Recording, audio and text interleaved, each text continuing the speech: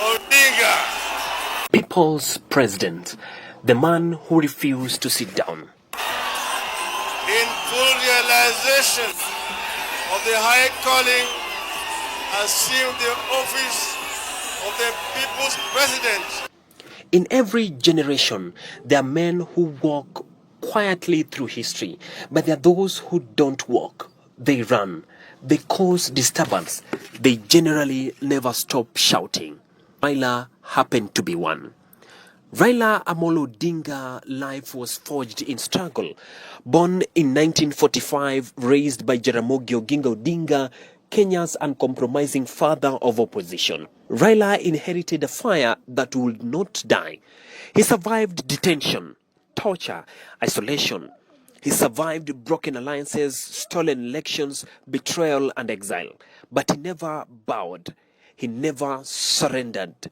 And every time Kenyan pushed him down, Raila stood up again. He was born in power, raised in politics, trained in struggle, but Raila Amolo Odinga was never handed anything. His story begins in the shadow of his father, Jaramogi Oginga Odinga, the lion of opposition. From early life, he saw one truth. In Kenya, freedom is never given. You fight, you bleed, and you rise. Raila Odinga paid for his politics in the currency of pain, and in 1982, accused of involvement in the coup attempt, Raila was thrown into detentions, years of isolation, interrogation and darkness, torture chambers, solitary cells, 7 years stolen from him by a regime determined to crush his voice. But he refused. He came out of prison with a simple promise: I will not sit down until Kenya stood up. In his autobiography, Raila writes he was picked at his friend's house, Prof. Oki Oko, in Parklands by officers, then followed a physical torture at the hands of special branch in their offices on the University Way, to Central Police and later to Mudangari Police Station. He recalls the torture muttered by an officer of the special branch named Josiah Kiprui Rono and his team, who were detained to extract a confession of what he knew about the coup attempt. Mr. Odinga refused to give in. He says the adamant position that he knew nothing about the coup attempt enraged Mr. Rono. Off the leg of a wooden table and slammed it repeatedly to Mr. Odinga's head and shoulders. Detained without trial for nearly 6 years on treason charges that were later dropped. But in the same year, in the 1990s, was supposed to be taken back to detention in 1990. He was asked where he wanted to go. He said, I'm going to Norway to my sister. Raila became a refugee in Norway, staying with me, Ruth Odinga. Later, he fled to Norway to his sister Ruth Odinga through Uganda by the help of the Catholic Church, led by Father Mark Okeyo and Nun Sister Diane. His detention marked the beginning of a period of imprisonment and struggle for political freedom in his career. Kenya trembled under one-party rule. He spoke. He stood against Moi's regime. He marched. He organized. He bled. When Kenyans whispered in fear, he shouted. Kenya was one-party prison. Section 2A locked the nation under KANU, and in 1990 to 1991, the West began cutting aid, saying Kenya must democratize. The World Bank and the IMF suspended funds. Foreign diplomats told Moi, no multi-party democracy, no money. Moi was cornered, but the final blow came from the streets. This was the biggest political eruption since independence. Raila, together with Kenneth Matiba, Charles Rubia, Jaramogi Oginga Odinga, Martin Shikuku, Tobu Imanyara, Masinde Muliro, helped organize, mobilize, and inspire the Sabasaba uprising.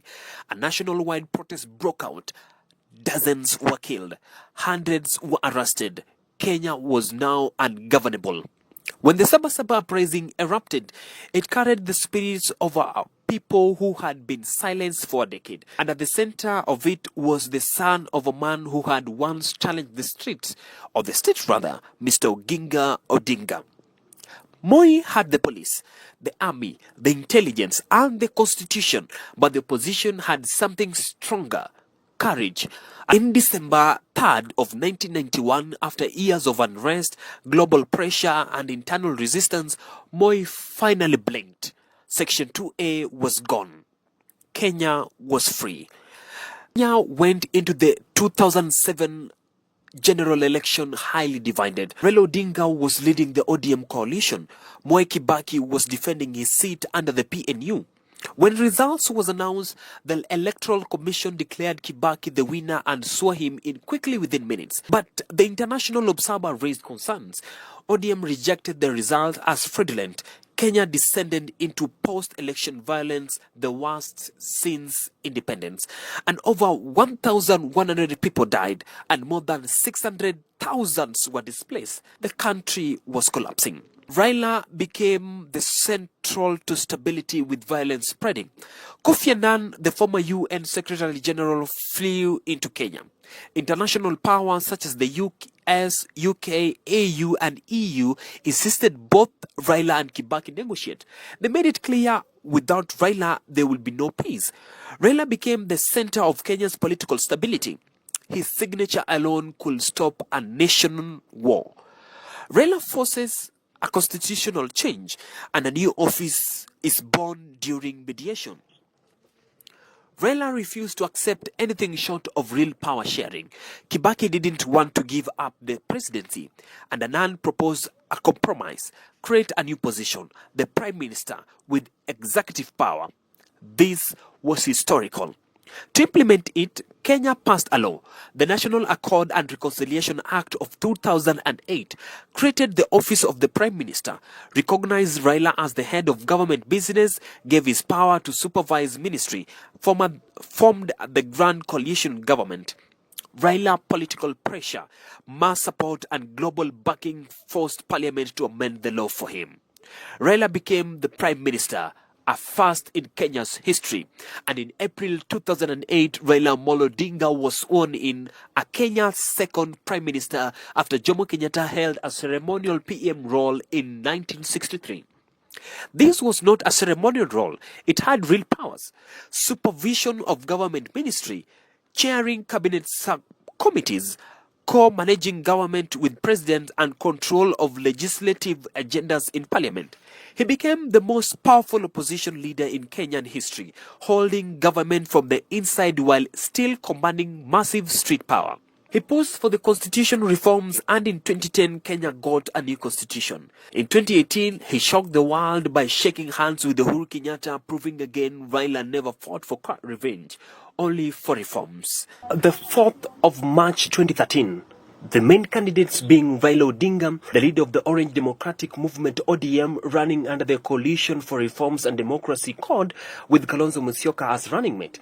Uhuru Kenyatta, the presidential candidate of Jubilee Party, with William Ruto as his running mate. This election was marked a key transition from President Mwai Kibaki tenure. Uhuru Kenyatta and William Ruto were under international scrutiny due to ICC charges linked to the 2000 post-election violence.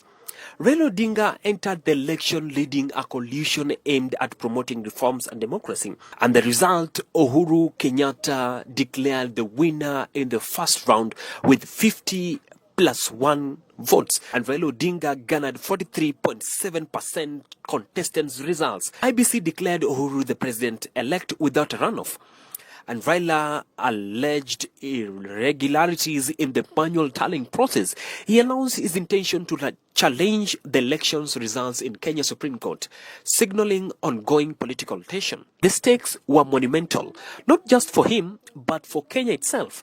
The nation watched as protests swelled and fears of renewed unrest loomed. It was a battle of legality, legitimacy, and the will of the people. Challenged had shifted from the ballot box to moral and political influence. Then came the 2017 elections. Kenya went into the 2017 general elections deeply divided. Raila Odinga once again under NASA versus Uhuru Kenyatta Jubilee. After voting, the IBC declared Uhuru the winner. Raila rejected the results, calling the election a computer-generated presidency. Tension exploded across the country. Raila filed a petition challenging the results. Then something historical happened. The Supreme Court nullified the presidential election, the first time in African history. This victory made Raila a global icon of democratic struggle. The IBC set a repeat election. Raila boycotted it, saying the reforms were not done, servers were not open, Chebukati had admitted interference, and his security advisors had been expelled. So the repeat poll happened without Raila, and Uhuru was declared the president again.